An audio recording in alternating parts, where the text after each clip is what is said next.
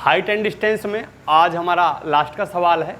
सही बच्चे देखेंगे बेटा, सवाल को पढ़ते हैं। पहले मीनार के आधार से, एक मीनार है उसके आधार से और एक सरल रेखा में 4 मीटर और 9 मीटर की दूरी पर स्थित दो बिंदुओं से मीनार के शिखर के उन्नयन कोण पूरक कोण हैं। सिद्ध कीजिए कि मीनार की ऊंचाई 6 मीटर है। ठीक है, दो बातें इसमें महत्वपूर्ण है, वो याद रखनी है बेटा हमको। डायग्राम सेट करते हैं। सबसे पहले बेटा, एक मीनार है, ठीक है, और उसकी जो ऊंचाई है बेटा हमने h मीटर मान ली। ठीक है, उसकी ऊंचाई h मीटर हमने मान ली।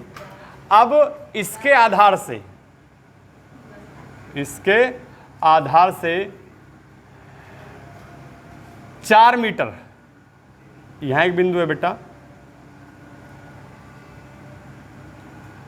4 मीटर, और मीनार के आधार से ही बेटा एक बिंदु यहां है, वो 9 मीटर है।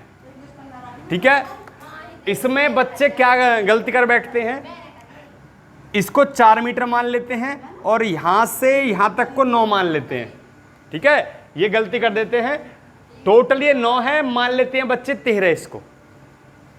ठीक है, ऐसी गलती नहीं करनी, क्योंकि सवाल पढ़ने ध्यान से कि मीनार के आधार से, मीनार के आधार से 4 मीटर और आधार से ही 9 मीटर। जो 4 मीटर है वो भी आधार से ही है और जो 9 मीटर है वो भी क्या है बेटा, आधार से ही है।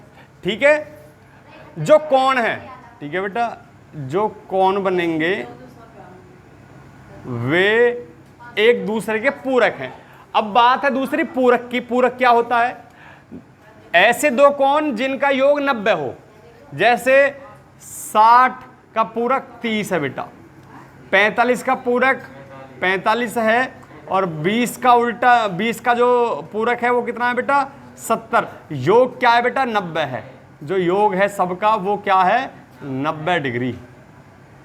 ठीक है, तो यहां हमको कोण नहीं दिए हुए, तो हम इसलिए कोणों क्या मानेंगे बेटा, एक थीटा है हमारा, दूसरा क्या हो जाएगा बेटा 90 से थीटा कम।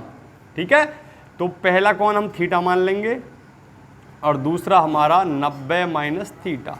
ठीक है, एक बात और गौर करनी है सब बच्चों को कि इसको 90 माइनस थीटा या इसको थीटा भी हम मान सकते हैं। ये नहीं कि ये थीटा है ये 90 माइनस थीटा है, हम जैसे मान सकते हैं ये थीटा है ये 90 माइनस थीटा है।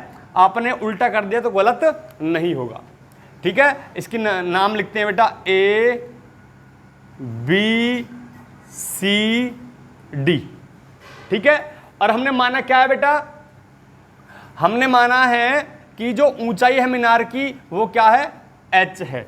जो माना है लिख दीजिए, माना मीनार की ऊंचाई बराबर h मीटर, पहली बात। दूसरा आपने माना है जो पूरक कोण है वो थीटा 90 माइनस थीटा है। ठीक है, माना, वो माना एक बार माना लिख दिया, दोबारा लिखने की जरूरत नहीं है। पूरक कोण थीटा कोमा 90 माइनस थीटा है। ठीक है, दो बात हमने ये मान ली। ठीक है, अब पहले त्रिभुज लेंगे बेटा, त्रिभुज ए बी सी, त्रिभुज ए बी सी में, त्रिभुज ए बी सी में क्या है बेटा, ए बी सी में ये लंब है और ये आधार है। लंब 4 है और आधार कितना है 4 मीटर।